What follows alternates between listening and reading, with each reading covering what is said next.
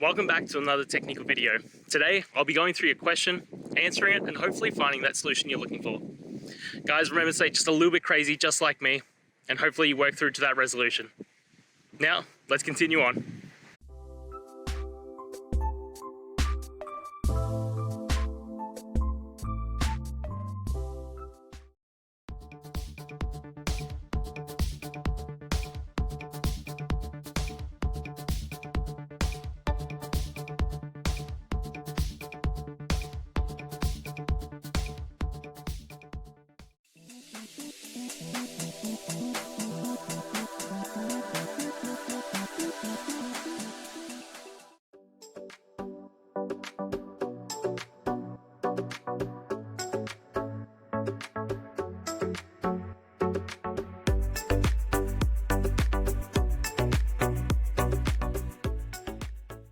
And that's it. I hope you found the solution that you're looking for.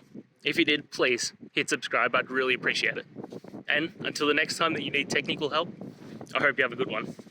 Cheers.